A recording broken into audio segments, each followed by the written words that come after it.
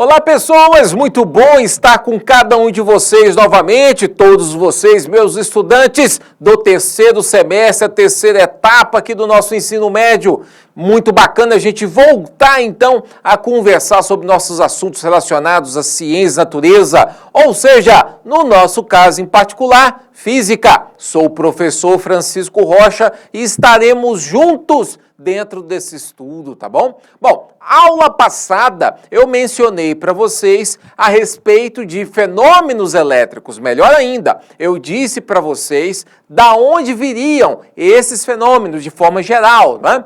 E nós percebemos que, mesmo do ponto de vista histórico, tudo isso acabou começando com Tales de Mileto, quando ele conseguiu atritar o âmbar. E aquele âmbar atritado, ele era capaz de atrair para si pequenos objetos extremamente leves nesse caso, né? Ali nascia a eletrização dos corpos. Obviamente, hoje nós temos uma compreensão muito mais ampliada sobre a eletricidade. Nós sabemos, inclusive, através de experimentos muito sólidos, de que a eletricidade vem exatamente do átomo, pessoal. E o átomo, ele é constituído de partículas. Quais sejam? Olha só!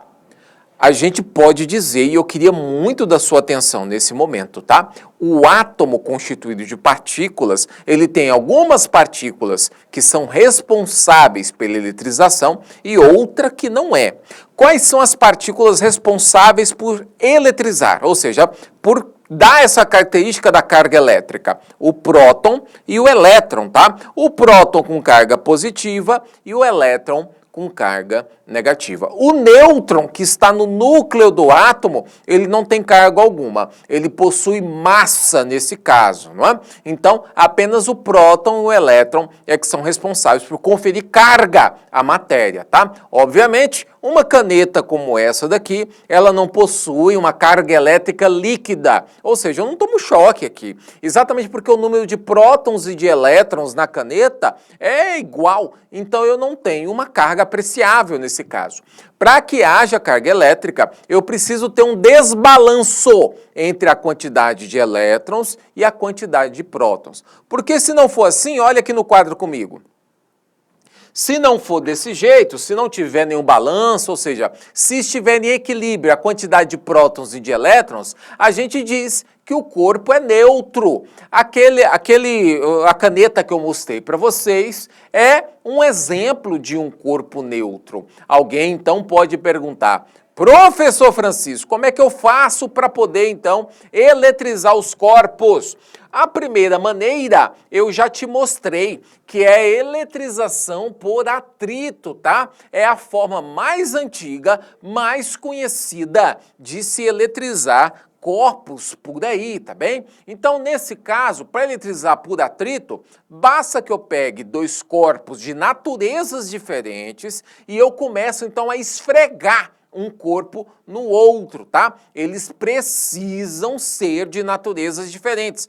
Caso contrário, não há eletrização por atrito. Volta para mim.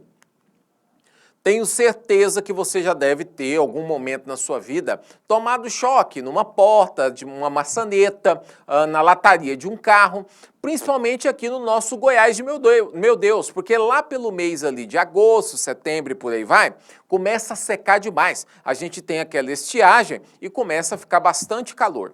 Como está muito seco, o carro, por exemplo, à medida em que você está dirigindo ele começa a atritar, sabe com o quê? Com ar. Então a lataria do carro fica eletrizada e ele vai resolver descarregar essa eletricidade exatamente no seu dedo lá que está incauto, que está despreparado. Quando você toca, ele vem, então, descarrega toda aquela carga que ele ganhou por atrito. Existem aqueles caminhões tanque, aqueles caminhões que transportam combustível, eles sabendo disso, né, para não gerar nenhum tipo de faísca por eletrização, por atrito, eles acabam, então, fazendo com que, ligado ao caminhão, exista uma espécie de uma corrente que vai parar no chão. Uma corrente mesmo, essas correntes de prender e tudo mais. Então, nesse caso, essa corrente arrastando no chão, ela descarrega para o solo toda a carga que pode estar acumulada nesse tanque. Caso contrário, pode acontecer um acidente feio, né? Uma faísca num combustível esse que é altamente inflamável, pode realmente provocar um grande desastre, tá? Então são formas aí que, em conhecendo a eletrização por atrito, nós temos de prevenir determinados problemas. Não existe apenas a eletrização por atrito como maneira de eletrizar um corpo, tá? Ela é a mais antiga, mais conhecida, mas ela não é a única. Na aula de hoje, eu vou te mostrar outras duas formas que são possíveis para poder eletrizar um corpo. Vem comigo, vamos lá. Muito bem. Por atrito, então, nós já vimos, não é?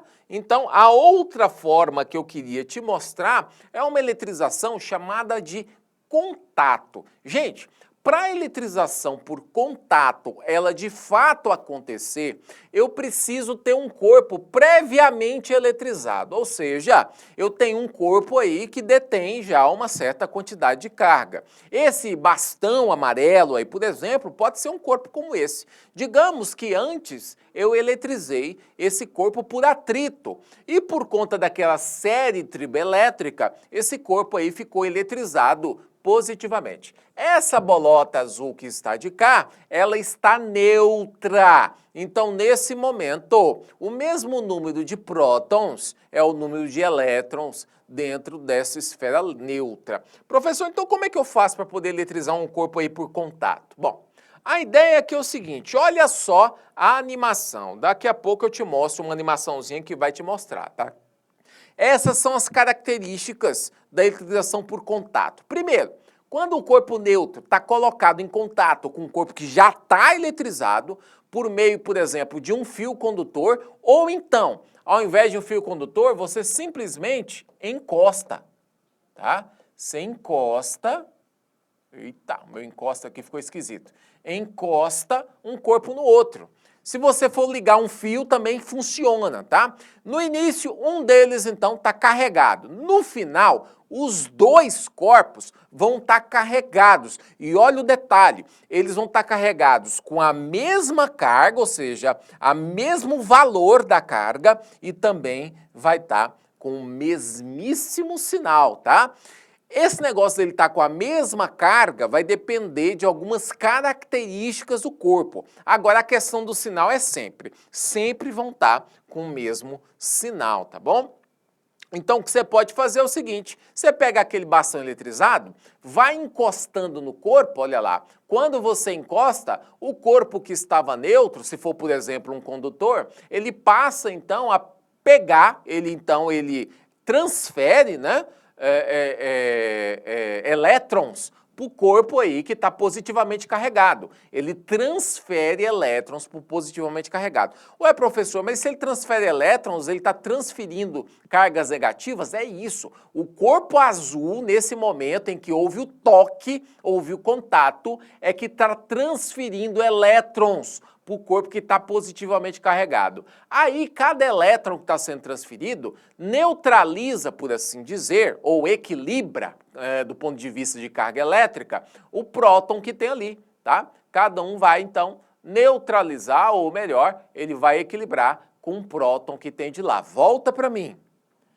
Importantíssimo você lembrar, você tem que lembrar que quem transfere carga de um lugar para outro, nesses casos aqui, são os elétrons. Os prótons estão firmemente ligados ali no núcleo do átomo, portanto, não é ele que faz essa transferência, só há passagem de elétrons de um corpo para outro. Aquele corpo positivo, ao encostar aqui ó, no negativo, aquela barra, ele transfere os seus elétrons para a barra, porque está positivamente carregado. Acontece um desequilíbrio elétrico, ou seja, passa a ter mais prótons naquele corpo do que elétrons, e ele então fica positivamente carregado. Belezinha? Vamos continuar aqui comigo.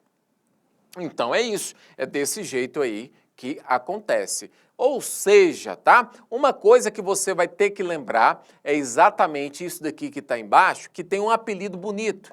Ele chama princípio, princípio da conservação de carga elétrica, tá? Ou seja, a quantidade de carga elétrica num sistema isolado que existia antes é igual à quantidade de carga elétrica no sistema que vai ter depois. A gente vai usar isso direto. Isso é um dos princípios da conservação da matéria. Ou seja, o tanto de carga que eu tinha antes tem que ser igual ao tanto de carga que eu tenho depois. Se, por exemplo, eu tinha ali liquidamente, né, 7 cargas positivas, no final eu vou ter 7 cargas positivas também. 4 para o corpo azul e 3 para o amarelo. Ou seja, não tem como eu destruir ou criar carga. Eu só posso, nesse caso, transferi-la, tá? Então essa daí é a eletrização por contato. Pessoal, a última eletrização que eu quero mostrar para vocês, a última forma da gente deixar um corpo eletrizado, é essa eletrização por indução. Como é que funciona a eletrização por indução? Olha só, quando um corpo neutro é colocado perto de um corpo que já está eletrizado, sem que haja contato, isso aqui é importante, tá? Porque senão vira eletrização por contato, o corpo neutro ele eletriza. Esse fenômeno, então, é o que a gente está chamando de indução. Quer dizer, peraí, Francisco, volta para mim. Significa dizer que simplesmente de eu aproximar um corpo no outro, um que já está eletrizado e o outro não eletrizado, eu aproximo um do outro, significa dizer que dá para eletrizar um corpo assim? Só de aproximar sem encostar? Dá. Mas falta um detalhezinho para que o processo aconteça. Eu vou te mostrar esse detalhe agora. Por conta desse detalhe é que a eletrização ela acontece de fato. Olha aqui comigo. O detalhe é o famoso fio terra, tá? É o fio terra que tem que acontecer, caso contrário, a eletrização não acontece. Como assim, professor? Olha só a figura, o passo a passo. Primeiro, você tem um corpo, essa bola aí, ela tá neutra. Ou seja, o mesmo número de prótons é o número de elétrons. O que a pessoa faz? Ela encosta um corpo que está, por exemplo, eletrizado negativamente. À medida em que encosta esse corpo eletrizado negativamente, ela induz, olha a palavra que eu estou usando, induz uma separação de cargas. Veja que a carga positiva vai ficar perto aí do bastão que está negativo. A carga positiva fica perto do bastão que está negativo. Já a carga negativa do corpo que está aí nessa bola fica então afastada de tudo. Isso é indução. Você induziu aí uma separação de cargas.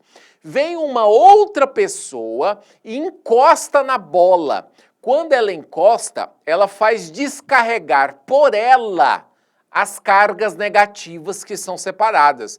Lembra que quem transfere é só o elétron.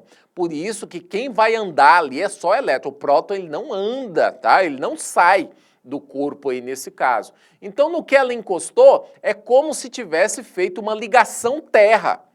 A ligação terra, ou seja, ao invés dela encostar, eu poderia muito bem colocar um fio nessa bola e esse fio aí eu colocar rente à terra mesmo, né, ao solo, coloca no solo. E aí as cargas negativas, elas vão migrar para o solo do mesmo jeito. E aí quando você separa tudo, pronto, a bola ela fica positivamente carregada, tá? Ou seja, com excesso de prótons, tá? Então o passo a passo está aqui. Para você olhar, dá uma olhada com carinho nesse daqui. Veja que você tem o indutor e o induzido. São nomenclaturas que a gente utiliza. O indutor é simplesmente aquele corpo que já está eletrizado. O induzido ele está neutro. Quando você aproxima o indutor do induzido, e nesse caso agora, diferente da minha animação, na figura, o indutor está positivo, ele vai separar as cargas no induzido de forma que no induzido fica negativo para um lado, positivo para o outro. A pessoa encosta. Quando ela encosta, ela cede elétrons dela para o induzido, até que neutralize cada uma dessas cargas positivas que lá está. Ele afasta o indutor e acaba tendo um excesso de cargas negativas nesse caso, tá? Então é assim que acontece o processo de eletrização por indução. Esse processo é um pouco mais enjoadinho porque ele vai depender essencialmente aí de que você possa obedecer todas essas etapas, tá? Perceba que no caso desse processo, no final das contas, as cargas elétricas têm sinais diferentes do indutor e do induzido. Se o indutor for positivo, o induzido vai ser negativo e vice-versa, tá? É diferente da elettrização por contato, porque por contato as cargas têm mesmo sinal, tá? No final os corpos terão cargas de mesmo sinal. O importante é a gente depois, né, conseguirmos fazer aí algumas questões para exercitar e ver se a gente consegue marcar essas coisas na cabeça, tá bom? Professor Francisco vai ficando por aqui, te agradecendo sempre a sua paciência, tá? Por estar aqui conosco. Mas olha, naquela certeza, sempre tamo junto, meus amigos. Um abraço, até logo. Tchau, tchau, pessoal.